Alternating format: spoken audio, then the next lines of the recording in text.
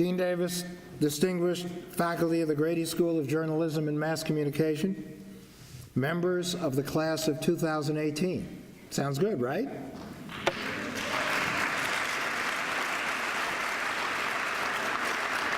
Parents, friends, before I begin, before the clock starts on what I'm about to say, I think everybody should stand up for a minute. Just stand up, look around the room, and feel good. This is a terrific day. Congratulations to everybody here.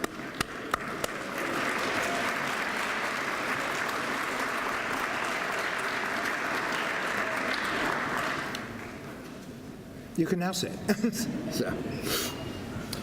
I also want to give a special shout out to Bob Sullivan, who many of you know. He's a wonderful journalist. He's a Peabody Award winner. Bob introduced me to Professor Herndon, who then introduced me to the school, to the programs. This is a fantastic school, wonderful programs, and it's really an honor and a privilege to be part of this college at this university and participating in these programs. So everybody's feeling good about it today. That's the good news. How are you feeling about the way the world is right now? Well, the way the world is now, that's on me and on all generations that came before you. But from today on, it's on you. You are democracy's next generation, and we need you desperately because democracy is in danger. We're witnessing a war on truth among the most intense that we've ever experienced. It's not only a battle over the truth, but an attack on the very notion of truth, on the value and role of truth in our democracy, one that's causing people to wonder if truth really matters at all anymore. But I believe we can all agree that where there is no truth, there is no humanity. By its very nature, this war on truth threatens not only our values, but the very institutions that form the bedrock of our freedoms and have made the United States a global leader. It targets our belief in those institutions and our trust in ourselves and in each other. It's a deliberate and calculated attack on who we are as a nation, who we are as Americans. It's an attack on what actually makes America great. While this fight matters to all of us, it matters especially to you, because you are the storytellers, the truth tellers. As students, you've chosen diverse disciplines, but storytelling is the common thread they share. Your stories guide us. They help us make sense of our world. They inform our choices. They give our lives clarity, direction, and structure. The stories you tell give our own legends and public lives meaning. Whether your stories are fact or fiction, journalistic or artistic, objective or aiming to persuade, they depend for their power on a common element, and that is integrity. Integrity is a moral thing, but without truth, and not some relativistic notion of what is, but 2 + 2 = 4 actual truth, integrity is a useless distraction. Day after day, a flood of official lies sends the message that truth is optional, expendable, passé. We're told there are alternative truths, that we're living at the dawn of a post-truth era. Now, this statement might be controversial, but it's the foundation for my faith both in you and our collective future. It maybe even suggests how we can build the basics that democracy needs to succeed. There is a real world. Things happen in the real world. That's called reality. And even though people lie about things happening, that doesn't change reality. And this is where you come in. As journalists and communication professionals, as storytellers, you are our lifeline to that real world, our defense against that flood of lies. Your skill and integrity provide a touchstone to keep us connected to what's true and help us align our lives, choices, and beliefs with reality. As philosopher Eric Hoffer pointed out, man is eminently a storyteller. His search for a purpose, a cause, an ideal, a mission, and the like is largely a search for a plot and pattern in the development of his life story. Without that sense of plot and pattern, things fall apart. We lose our compass and our power to right action. We become untethered relativists, and with that, susceptible to an authoritarian who says what's what, even if it's a complete fantasy or an all too convenient so-called truth. At a time when clear judgment and intelligent action are sorely needed, adherence to the plots and patterns of our democracy matter. Today, the reflexive response to this flood of lies is lamentably simpler. We're seeing more and more the surrender of truth to the loudest messenger and an acceptance of the consequences as fate, just the way things are going. And therein lies a great danger. In this whirlwind of chaos and untruthfulness, more and more people are simply shutting down, having run out of energy to fight the tsunami of cognitive dissonance. Increasingly, Americans are getting the wrong message. The gist? You can't trust the world. You can't trust facts or reason. You can't even trust your own eyes or ears. The only one you can trust is me. And if you don't trust me, you're not nice, or you're stupid, or you're an enemy of the people. But here's the thing. While this flood of untruth seems strangely immune to empirical or rational critique, it's not. You have to resist the story people are telling each other these days, that no amount of fact-checking and application of reason and common sense can stem the flow of lies out there. Now, it's not my intention to imply that we're witnessing the end of the world, because we're not. The current assault on truth will not win. If anything, it's a prompt to redouble your efforts to critique, clarify, and convince, bringing all available evidence to bear and constructing the most compelling exposition of reality. It spurs you to launch further inquiries, establish additional facts, examine the players on all sides of a contested fact and everything at stake to enhance your own understanding of what's actually going on, and by extension, our understanding of it, because that's what you do, and that's the accomplishment we're here today to celebrate.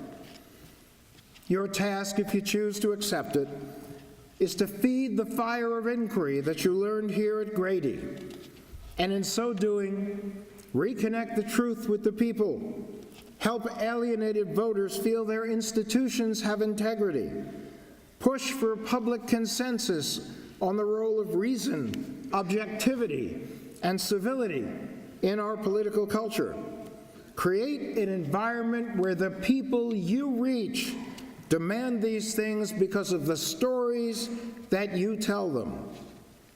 The notion that the press can't be trusted is toxic to democracy, the same way stories about voter fraud undermine public trust in our elections. Fortunately, not everyone is susceptible to the fake news assault on the truth. And some very important people, Washington, Jefferson, Hamilton, and Franklin among them, have your back, at least for the time being. The folks who wrote the Declaration of Independence, the Constitution, and the Bill of Rights dedicated the better part of an amendment to what you're about to go out there and do for a living. The founders weren't mystics or clairvoyants or fortune tellers. They couldn't see from their 18th century vantage point everything the future held for this country, but they understood freedom and tyranny, and they foresaw the situation that we are slipping into. Because they understood the importance of a free press and free expression, and how important you are to a free and democratic society, they made sure you were protected. They gave you a special sort of security, the freedom to live your life and do your thing without monarchs, fascists, and oligarchs telling you what to do. Throughout our brief history as a nation, this fundamental right has allowed Americans to stand up and speak the truth in situations where it does them no good at all on a personal level and might well even do them real harm. In the war on truth, you are the front lines, defending our democratic freedoms against the corrosive power of casual lies, cynical indifference, and self-dealing criminality. Without you and others like you, government of the people, by the people, and for the people might soon be no more than a phrase. With you, it's a living, breathing reality. Because of that, we owe you more than mere gratitude. We owe you our support. As a society, it's incumbent upon us to stand with those with the guts to engage the world and bear witness to it.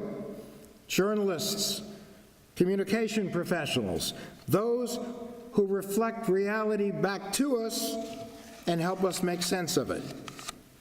That also includes those who bear witness to their own lives and experience in ways that help us understand and defend our own.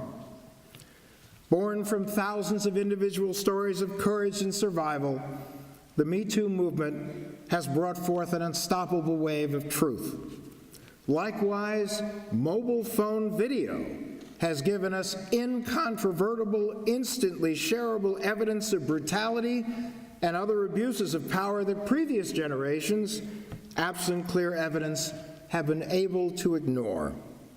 Truth is truth. That said, in the importance of being earnest, Oscar Wilde wrote, "The truth is rarely pure and never simple. Modern life would be very tedious if it were either, and modern literature a complete impossibility." As storytellers, it's your job to take as many approaches to truth as possible so that we can better understand it. When an honest woman comes forward reluctantly but dutifully to recount her painful stories in the halls of Congress and is met with dismissal, denigration, and death threats, it is our duty to demand her words be heard, her courage be honored, and her safety assured.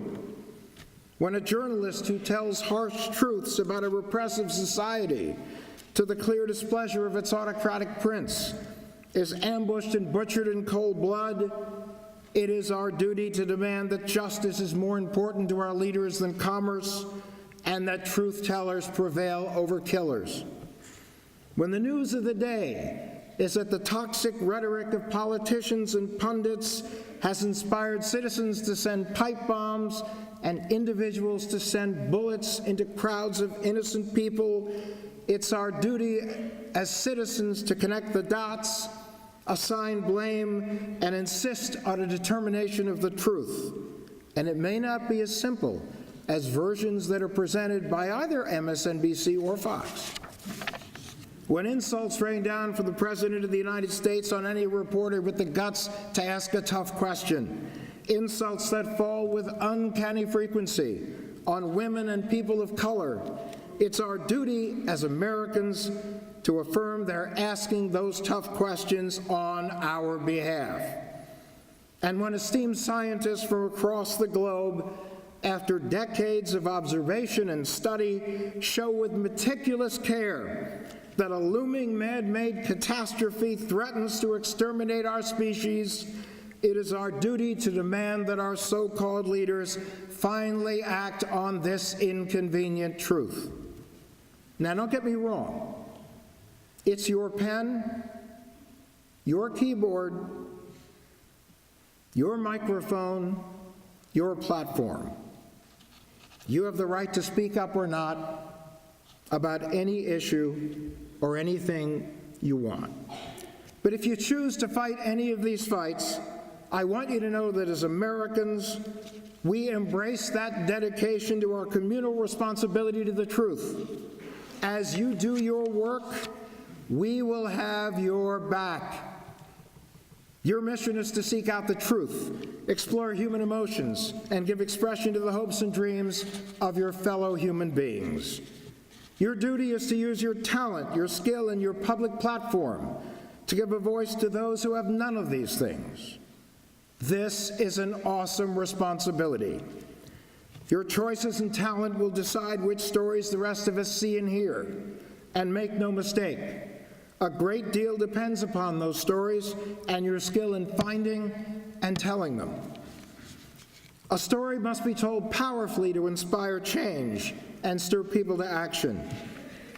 We hear a great deal these days about supposed threats to our way of life, from terrorists to Darwinists, from immigration to climate change. While many are terrifying and real, others threaten not our civilization, but those who desire to control it. But I'm an optimist, and as an optimist, I see this dystopian vista as an opportunity for storytellers to plant seeds that will provide nourishment far into the future. When I graduated Stanford University, the veteran CBS journalist Eric Sevareid delivered a commencement address that stayed with me for over 47 years. Much like today, 1971 was a time of deep division, fueled by rampant racism and unpopular war and morally fluid politicians. Sevareid spoke of those divisions and how easy it can be to systematically forget the complexity and humanity of those outside our circle. He said, "Many now see human beings as symbols.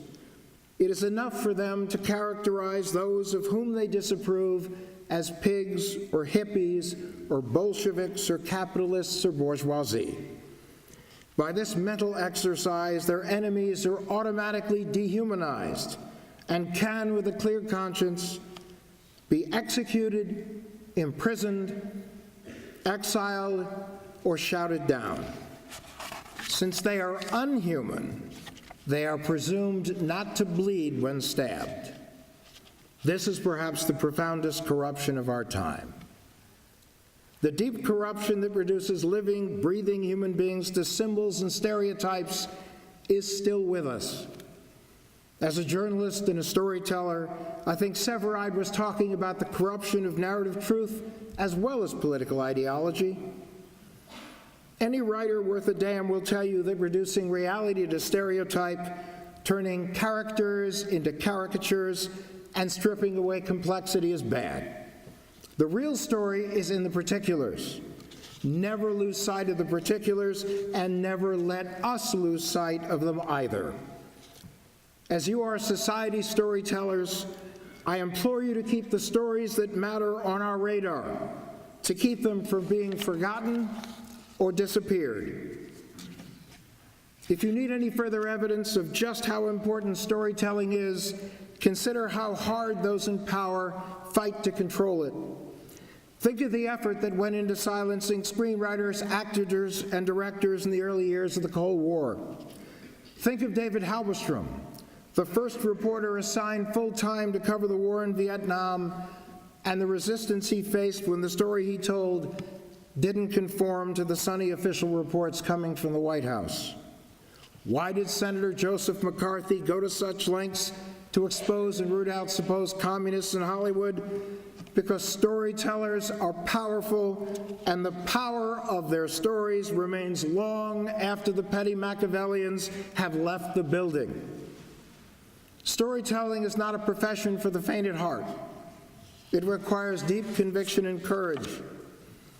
In a world of rapid-fire media where shock and awe make it hard or impossible to see substance, real stories, the truth, get lost in the white noise of enemies of your constitutional right to be heard. Fight that. Oppose that hail of mindlessness with the living thread of art, narrative, and objective truth. And that is the challenge before you now. The work you do is vital to our society.